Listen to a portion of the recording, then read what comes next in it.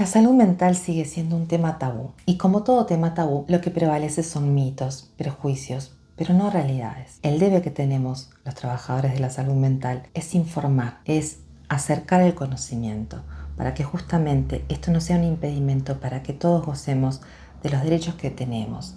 Acceder a una buena calidad de vida depende muchísimo de tu salud mental, pero primero vamos a identificar esos mitos que no colaboran a que vos puedas hacer ese avance en tu vida. Si crees que este contenido le puede ser de utilidad a alguien, te agradezco que lo compartas. Si te gusta, te interesa, que te suscribas. Para ti es gratis y para mí es de gran ayuda. Si le das un like, me entero que te está siendo útil. Y al final del video voy a hacer la sugerencia de algún otro video que pueda sumar a este contenido que estamos tratando hoy. ¿Cuántas veces hemos escuchado a personas que dicen yo no creo en los psicólogos? Y esto ya dice mucho, porque no es una cuestión de fe. Lo que se nota allí es de que no se sabe mucho de qué va la psicología y estamos basándonos en rumores o en las primeras experiencias de lo que hacía la psicología, que, como todo conocimiento que emerge nuevo, las experiencias son un tanto rudimentarias y la psicología, dentro de lo que son las carreras convencionales, es una de las más jovencitas, pero se ha evolucionado mucho. Sin embargo, queda en nosotros esa idea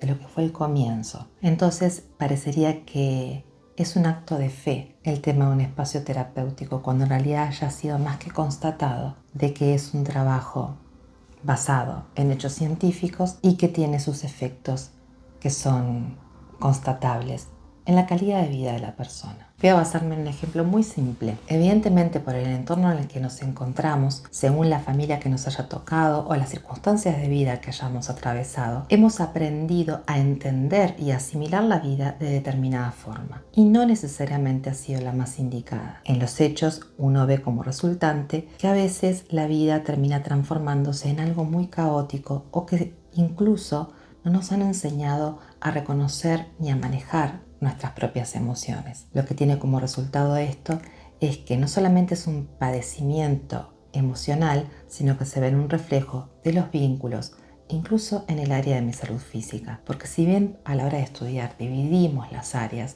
para poder especializarnos en cada una de ellas, somos un todo. Entonces, ¿cuántas veces ustedes habrán observado que frente a una situación estresante, según el órgano de impacto que tenga cada uno, van a ver quiénes van a sufrir acidez, al punto que se cronifica y termina con una gastritis o una úlcera? Otras personas que cuando van al médico le dicen que está estresado, ha hecho que su hipertensión se haya vuelto algo descontrolado por completo, más allá de la medicación que tome, pero es justamente por qué piensa y cómo enfrenta la vida que le afecta a su estado anímico, y eso termina repercutiendo en su presión arterial. Hay un sinfín de situaciones que nos damos cuenta que según como yo entienda, asimile y actúe frente a las cosas que me están ocurriendo, va a depender el impacto que va a tener en mi propia salud y también en el entorno. Entonces, ¿es un acto de fe? ¿Tengo que creer en algo o tengo que basarme simplemente en las circunstancias de la vida cotidiana para darme cuenta de que obviamente es muy importante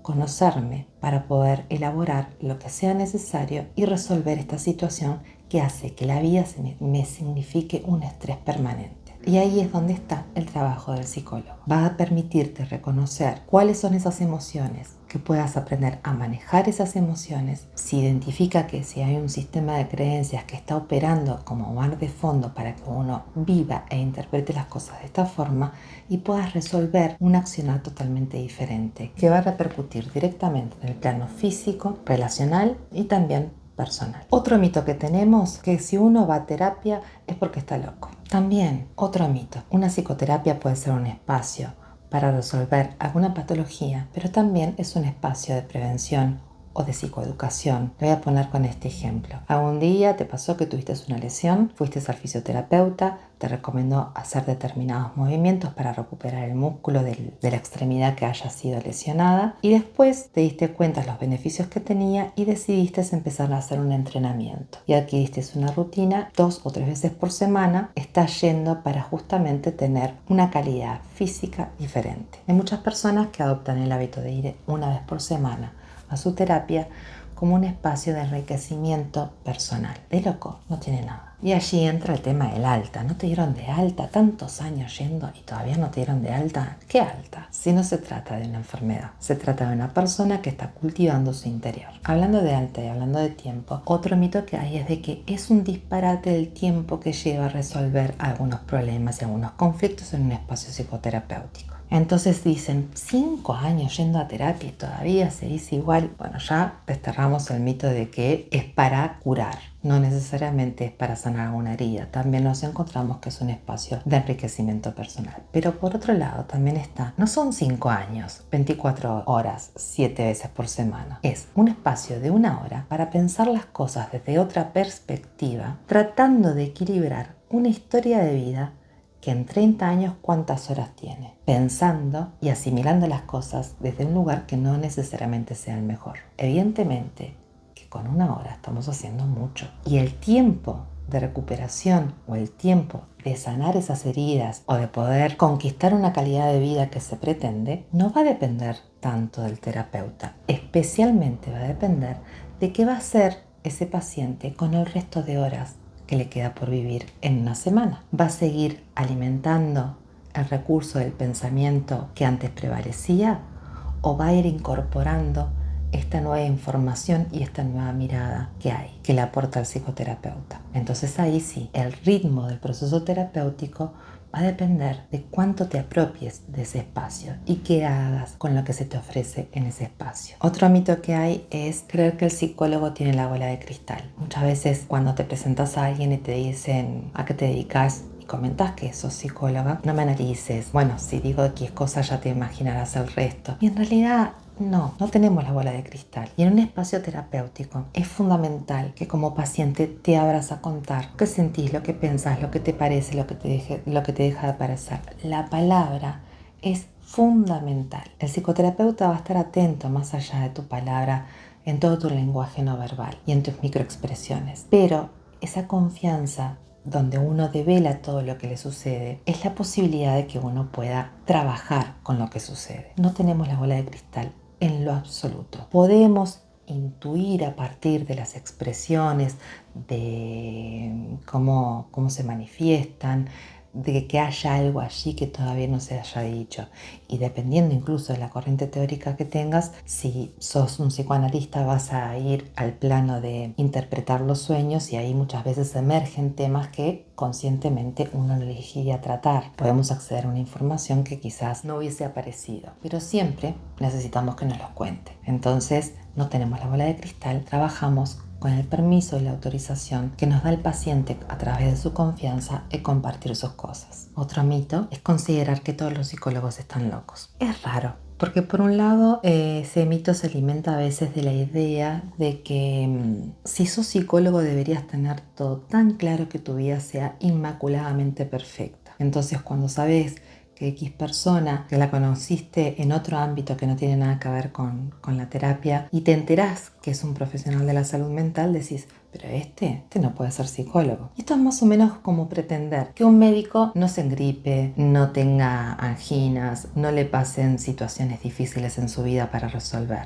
No tiene nada que ver. Esa persona también va a tener que lidiar con su propia humanidad. Lo que hace a un buen profesional o un mal profesional no es que no le atraviesen las cosas, es que qué hace con eso que le atraviesa y que no se vea afectado el ejercicio de la profesión por la dificultad que esté atravesando. Y acá hay un punto muy importante, que no toda la gente lo sabe. Un psicólogo, para poder ejercer bien su profesión, debe haber tenido su propio espacio terapéutico. Muchas personas creen que si un psicólogo va al psicólogo es que está locazo. No, en realidad un buen psicólogo tiene que haber trabajado muy bien con su propia personalidad, con el reconocimiento de sus emociones, con el haber profundizado cómo le atraviesan las cosas, justamente porque si desconoce su subjetividad, cuando se encuentre con un otro, lo que va a hacer es cualquier cosa, porque va a proyectar sus emociones en el paciente. Entonces, sus prejuicios y esta subjetividad que no está ni siquiera reconocida empieza a circular en el trato con el otro. Entonces, un buen profesional debe haber tenido una muy buena base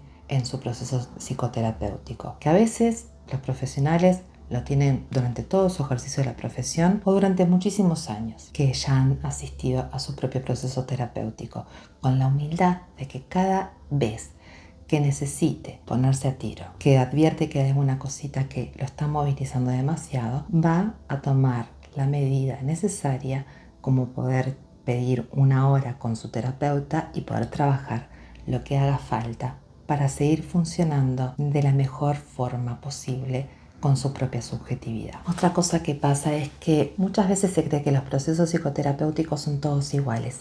Y no, existen muchas corrientes teóricas para tratar los temas que hacen a la salud mental. Tenés algunas corrientes que van a contemplar no solamente el aspecto consciente, sino que también el inconsciente. Por lo general esto tiene que ver con una base psicoanalítica, que dentro de la base psicoanalítica tenés muchos derivados. Tenés otros que van a ir más a la atención de la conducta, del comportamiento, y ahí tenemos a los cognitivos conductuales, y cada uno tiene su propia ramificación de especialidades. No voy a entrar en detalle de todas las que existen porque seguramente me caerían muchas en el tintero, pero te vas a encontrar con que hay personas que en el ejercicio de la profesión son muy ortodoxas en cuanto a una escuela y una disciplina, y otros que son más heterodoxos. ¿Esto qué quiere decir? Que más allá de que tenga una especialización, sigue formándose y va teniendo en su caja de herramientas distintos recursos para trabajar en su espacio terapéutico. En mi caso, si bien tengo una especialización, me considero más heterodoxa que ortodoxa. Y es muy importante que ustedes sepan con quién se están tratando, cómo es la corriente teórica que ellos manejan, para que puedan elegir: con esta me siento cómoda, no me siento cómoda.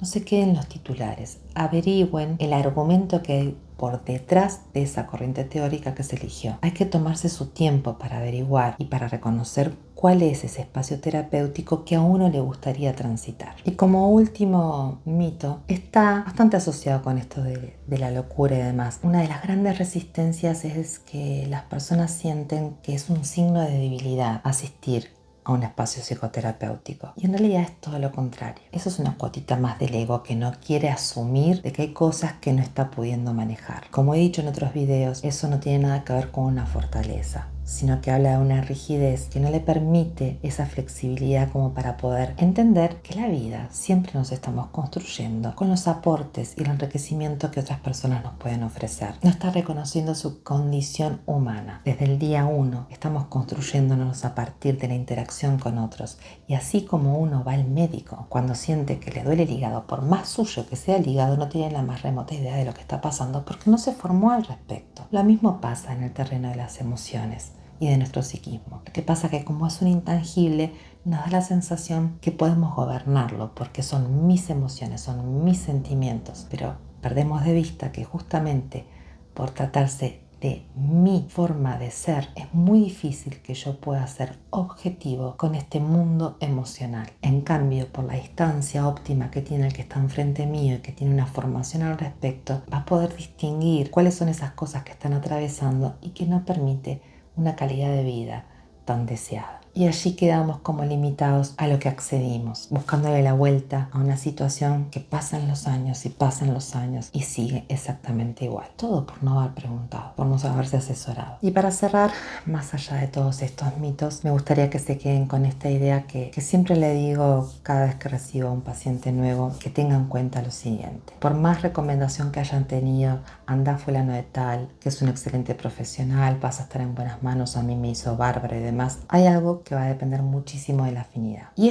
como va a ser un espacio de confianza que va a llevar su tiempo entrar en confianza con el otro, tenemos que sentirnos a gusto. Porque aparte del título que tenga el profesional que está enfrente, va a tener sus propias características, su propia personalidad, que hace que utilice esta herramienta de una manera totalmente diferente a otros profesionales. Y eso que hace que yo me sienta cómodo o incómodo, porque todos tenemos claro lo que es la afinidad y cuando no hay afinidad. Es fundamental. Te costó mucho tomar la decisión, fuiste a la terapia y te sentiste sumamente incómodo, no desistas de seguir buscando. No diste con la persona indicada. Y cuando des con la persona indicada, fundamental que confíes para decir lo que estás de acuerdo, lo que estás en desacuerdo, lo que te pone en duda que hace el propio terapeuta, porque ahí la palabra es todo. Si yo no estoy confiando, si yo no me parece que lo que está diciendo no está bien y no le transmito esto, empieza a circular ruido en el proceso terapéutico. Que tú lo pongas en palabras habilita que el terapeuta pueda esclarecer cualquier duda que haya. Y como decía en el punto anterior, esto no es debilidad, es todo lo contrario. Una persona que decide hacer su proceso terapéutico requiere de una gran valentía y una gran humildad. Por un lado, entender que en la vida no somos autosuficientes, que si queremos evolucionar y queremos desarrollarnos, debemos darnos el espacio para conquistar ese crecimiento. Y la perseverancia va a estar puesta en que cuando elijas con quién hacerlo, te atrevas a hacer el camino, y si en algún momento decís hasta acá, ahora me gustaría recorrer el camino con otro psicoterapeuta o continuar con este, o estuve un tiempito pero no me conformó, es parte de las decisiones a tomar, porque vos tenés un rol activo en tu proceso terapéutico. Acá no hay dueños de la verdad. Es comprometerte, asociarte con alguien que debes construir esta confianza tan importante para emprender el camino de entenderte, de pensar juntos. No es alguien que te va a decir lo que tenés que hacer. Va a pensar contigo y despejar el camino con las dudas que uno tenga para que vos mismo puedas encontrar las respuestas a las preguntas que te hagas.